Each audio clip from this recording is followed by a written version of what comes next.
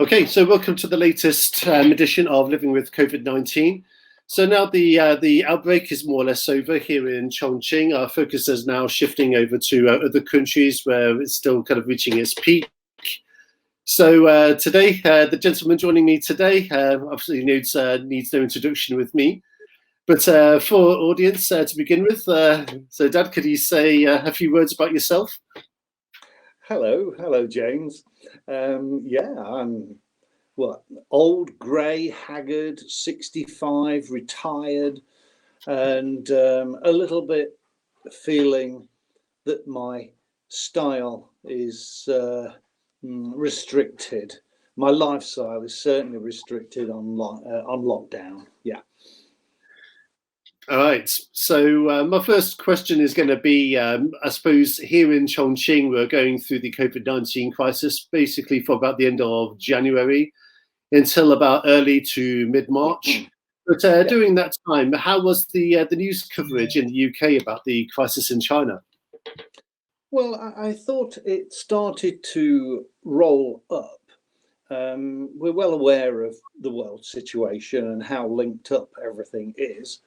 And we've spent some time watching the Ebola outbreak in DRC, Democratic Republic of Congo.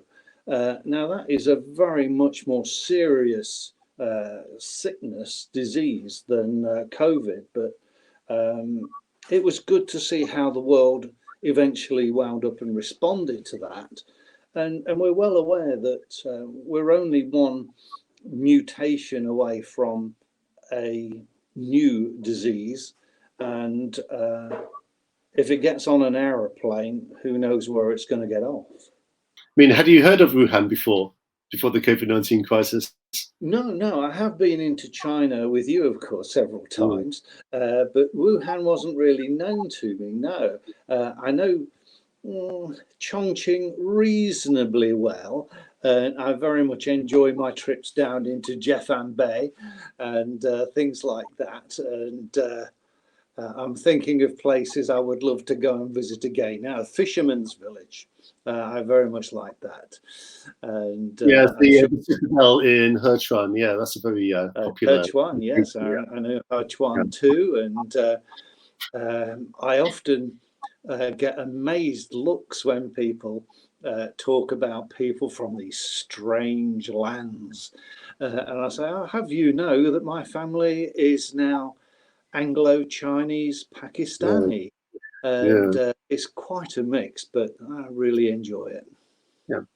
Okay, so during the COVID crisis, you knew, of course, you knew our situation over here. So we were in lockdown from about the end of January, again until about early March. But did you see a similar situation coming your way, like the situation you're in now? I kind of thought that it would, and it was only going to be a matter of how we responded compared to the Chinese response. And we saw it having a horrible effect in Italy and France. I tend to watch France 24 a little and Euronews. So I was watching what was happening there and the German response to it. So really we had an impression that it was coming our way, that it was serious, and we needed to respond appropriately to it. Right. So at the moment, what kind of restrictions are you living under? Well, it's not particularly martial. We've not got troops marching the streets or anything like that. We just listen to the general advice. We go normally for one walk per day for exercise. We don't have to restrict it to one. It is the guidance. Slightly different in Wales, where they kind of made it a law. People tend to think of the UK / Britain as being one contiguous legal entity, and it's not. There are devolved areas and they can do a certain amount of what a region wants to do by way of a country rather than a region, I suppose. Yes, we can go shopping, and we are keeping that to a minimum. There are no clothes shops open, no cafes, no restaurants. Now I'm going to be really British and boring here and say that we realised that the local fish and chip shop in our village was opening at lunchtime, and there's one guy there all on his own, just kind of almost pleading for somebody to come and buy some food from him. So we've had a couple of meals from there. It's not something we eat very often, but I came home from our walk the other day, and I hopped into the car and drove up. It's just too far to walk. It would be cold by the time I got home. Right. So yeah, I think are tending to shop a little bit more online at the moment. Right. I'm tending to find things that one of my very lovely grandkids would like this or would like that, and I order it and get it posted to their home address, and then let it be a surprise when it turns up. All right. So the postal services and all that are still working okay? Yes, and I'm very grateful for our local postie. He's a very nice guy. We always say good morning, and I think I'll buy him a pint of beer when this is all over. Yeah, why not? Because he does bring some very strange parcels to my door. Okay, so now you're having to spend most of your day at home, and you're not really allowed to go out that much. Could you basically describe your typical daily routine? Well, we just tend to go to bed relatively early, and then I read, might catch a movie or an episode of a favourite TV series. I'm into Westworld at the moment and very much enjoying it. Mum's not really into it, so I tend to watch that alone.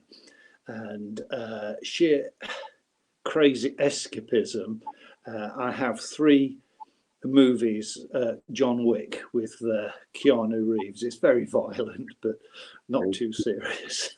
Yeah, and then we have breakfast, we have our cup of tea, very English in the morning, and then we tend to go for a stroll. If there's any shopping to be done, we do that.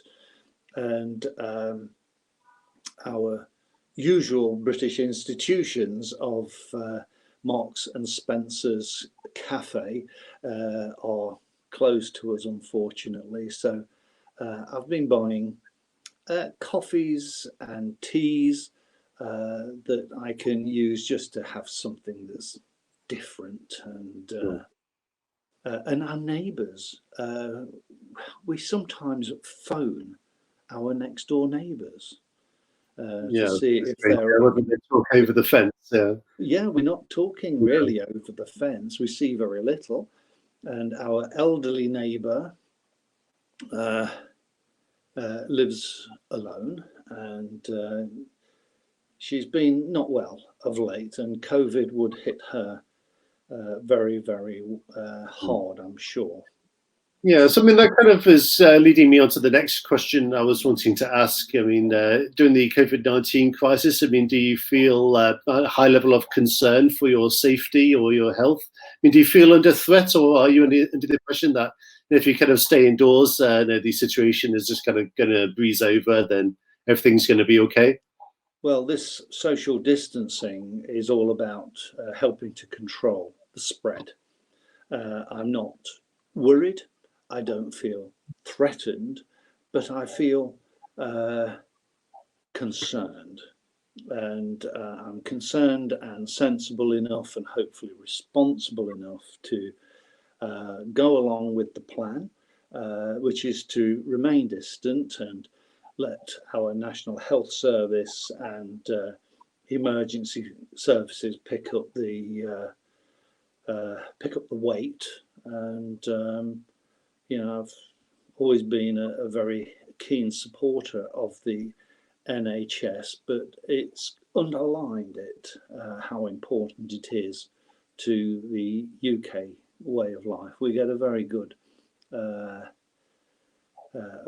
level of help and medical care, and I would not be without that.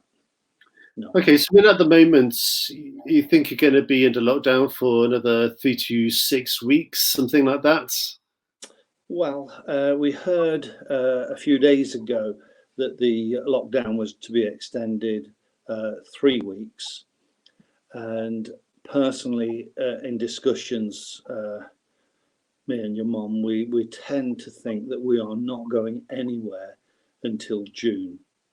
That's what we are working on. If it's safe to take it down, and it is taken down earlier, excellent. We've got a very nice car outside that's pointed towards Scotland at the moment, and if I heard today that it was safe to go to Scotland, that's where I would be going after we checked in on family and like that. Yeah. So my next question was kind of going to be, when the restrictions are lifted, how are you going to celebrate? So apart from going to Scotland, do you think you'll do anything else? We are very much into a couple of times a week we go out for lunch, or we go for a meal, collected meal, takeaway. That has been largely missing from our life the last few weeks. So I think I would take your mum for a really nice lunch somewhere. Money no object. And on this one, I feel a little bit guilty because people here, a lot of people have lost their incomes and their jobs, and we seem to have come through really quite easily so far. So I intend to do something. My money, I can put some money into local food banks, which will help. There are charities that I tend to support, and I will put some money there as well. Great. Yeah. MSF, Médecins Sans Frontières, and I'm always told off about my appalling French accent, but MSF I support, and they do. Yeah, that didn't sound too bad. All right. So okay, we covered most of the questions I wanted to ask. So on a final point then, of course, I know you've been to Chongqing quite a few times in the past, and I know you're watching our channel, iChongqing. So I was just wondering, just to finish off, whether you would have a few words and perhaps a message for our channel and also our global audience. Okay. Well, if there's one comment I always make about China is don't go for a holiday. Be prepared to go for an adventure. And I can remember very happily walking down streets with groups of Chinese locals just swarming around us, and I never once felt threatened or hassled. I was just conscious that so many wanted to practice their English, and some had some good lines remembered from old English language movies, which would keep coming out. And I just have this theory that if in doubt, just smile and be welcoming. And I've very much enjoyed my time in China. And good coffee shops, good tea shops, good restaurants. You introduced me to a very good Sichuan style restaurant, and I well remember the a local hot pot. Sure. That was interesting. And so, yeah, I have no worries and no concerns about coming to China, and we will be coming back to Chongqing and Hechuan, and I want to go and have a little dig around. Let me see. There's so many manufacturing centres in China. I'm into a little bit of amateur radio, and I'm getting into a bit of what we call it, retro computing. I'm beginning to get a bit of interest in that. So I'll follow that up, and I haven't done that much on codes and ciphers of late, and I point out to people I'm not a mathematician or a cryptographer. I'm just very much into the history and collecting machines. But when all of this is over, I've got a lot of catching up to do. Sure. Yeah, and have you been watching iChongqing? I haven't so far, because of course you had this wonderful position of taking on a new job and immediately going on lockdown, didn't you? Right. But That's right. Yeah. I'll see what I can do with this. I mean, I'm on your interview channel, aren't I, at the moment? And am I not? And I will have a look, and I will be watching you and iChongqing with Mom. Yes. So okay. Yeah. Thanks very much for joining our program, Living with COVID-19. Yeah. It's just dull and boring. That's my main comment on it from a personal view. It's dull and boring. I want to go out for lunch. Yeah, sure. It was the same for us over here as well. Okay, yeah, so thanks everybody for tuning in. And if you stay tuned, I've got some more guests lined up over the next few weeks. So keep watching, and I'll see you next time.